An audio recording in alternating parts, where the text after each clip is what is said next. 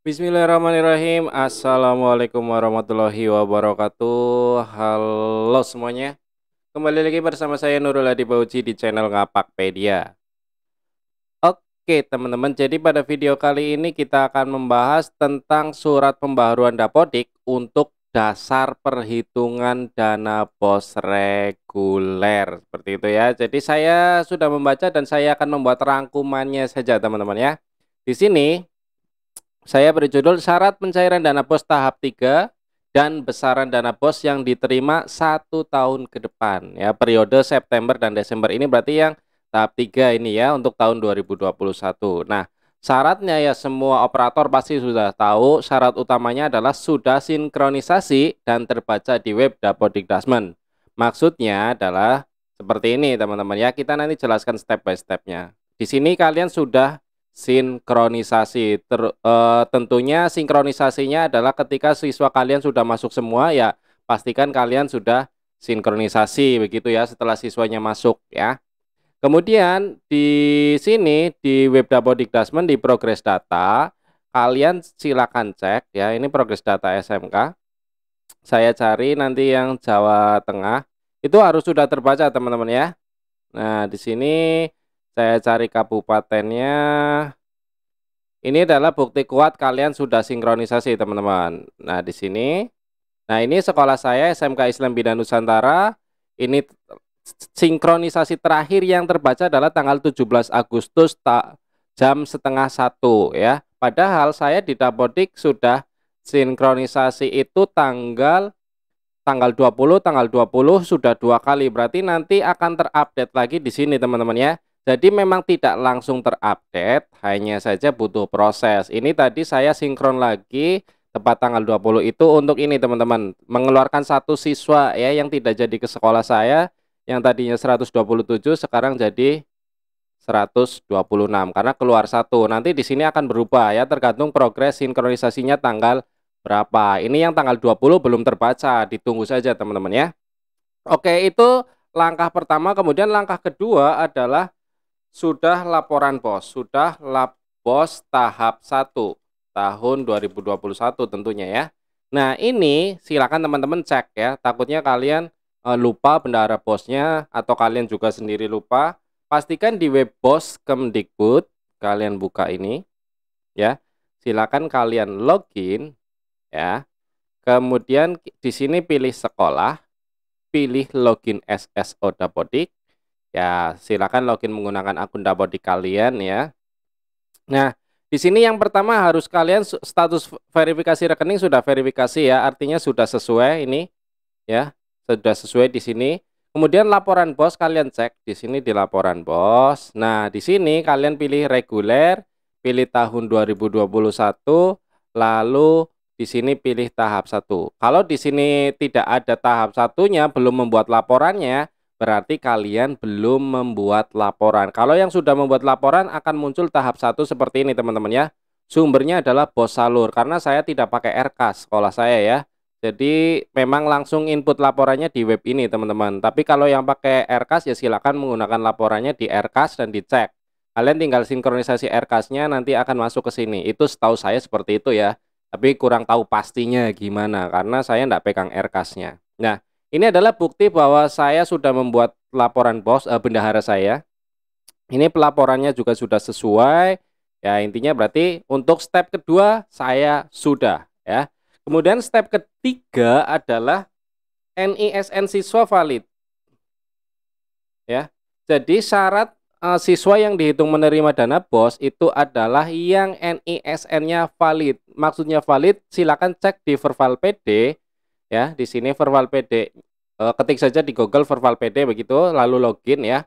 Di sini saya tidak ada yang residu NISN, saya klik residu. Nah, ini yang residu NISN saya tidak ada. Dan kebetulan memang tidak ada sama sekali yang residu ya, karena data siswa saya sudah valid karena memang sedikit.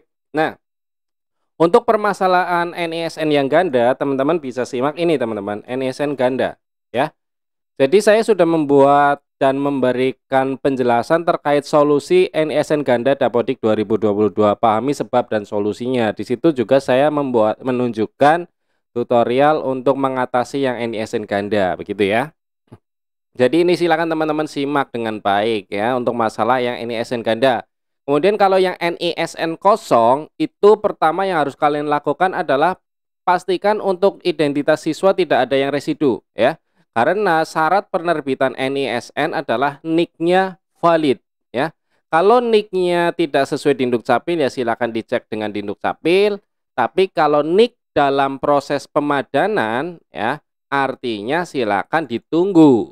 Begitu ya. Kalau dalam proses pemadanan itu ditunggu. Di sini ya di quality control itu kan kalian bisa cek tuh. Nah, di sini ya.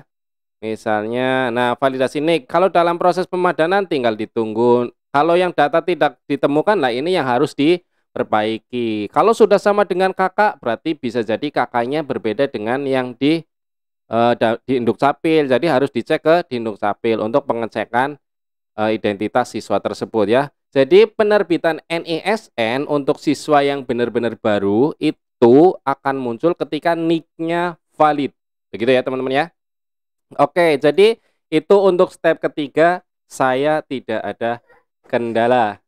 Kemudian untuk step keempat yaitu buat teman-teman yang belum ada SK izin operasionalnya. Jadi harus update SK izin operasional. Nah, ini silakan teman-teman lakukan di web SP Datadik buat teman-teman yang di Dapodiknya belum muncul di sini ya. Jadi SK pendirian sekolahnya harus sudah ada di sini. Nah, kalau yang belum ada di sini belum muncul, silakan teman-teman klik saja ya di Dapodik menu sekolah di sini di bagian atas, klik di Verval SP. Nah, silakan kalian login ya seperti biasa kalian login. Nah, di sini di menu kemudian perbaikan data. Nah, di sini pastikan SK izin operasionalnya sudah kalian upload. Kalau yang sudah muncul di Dapodik berarti tidak perlu ya kalau yang seperti ini. Ya, seperti ini kan saya sudah ada tuh ya. Ini buktinya di sini waktu pengusulan tahun 2020 kemarin itu sudah disetujui. Jadi untuk yang keempat juga saya sudah aman. Gitu ya teman-teman ya.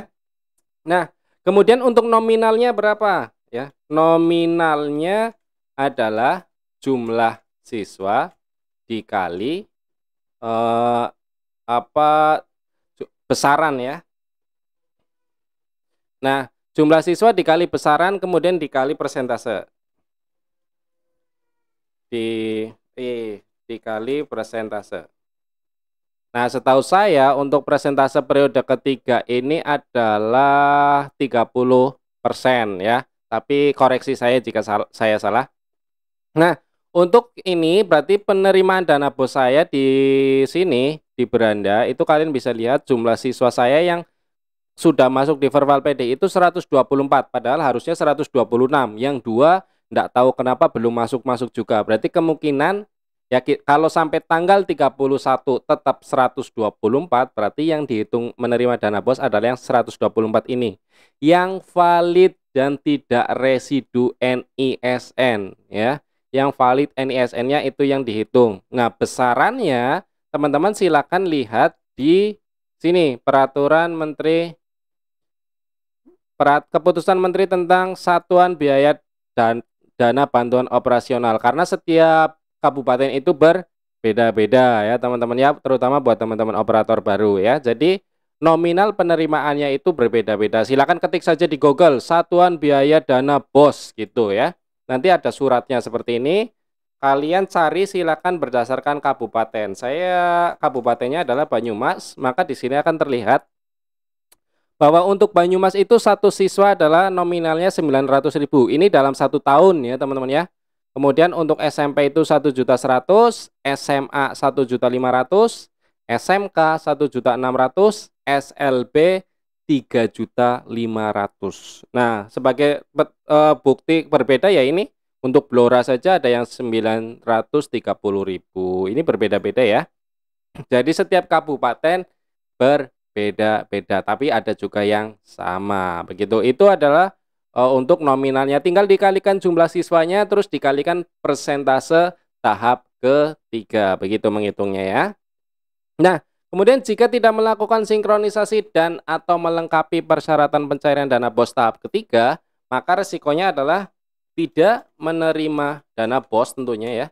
tahap 3 dan tahap 1 dan 2 periode tahun 2022.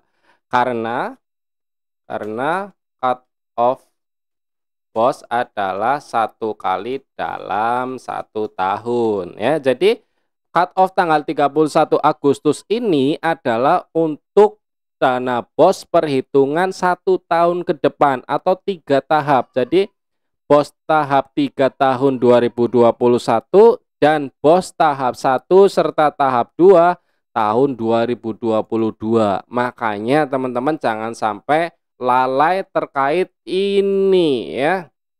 Jangan sampai kalian rugi jumlah siswanya. Tapi kalau teman-teman memang terkait kendala yang NISN ganda dengan MTS atau dengan MI atau dengan TK yang kalian upload input manual ya, kalian harus menyiapkan jawaban yang baik dan sabar tentunya ya jika nanti perhitungan dana BOS-nya tidak sesuai. Begitu ya teman-teman ya.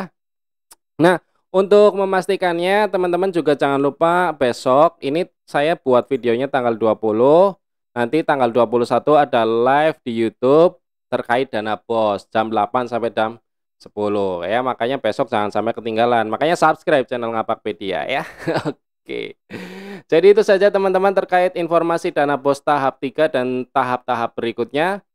Semoga video ini bermanfaat. Dan buat teman-teman yang masih kesulitan mengerjakan dapodik, saya doakan semoga dapodik kalian cepat selesai. Terima kasih, saya akhiri. Salam satu nusa, salam satu bangsa, salam satu bahasa, salam satu data, salam terakhir, salam Ngapakpedia. Wassalamualaikum warahmatullahi wabarakatuh. Terima kasih.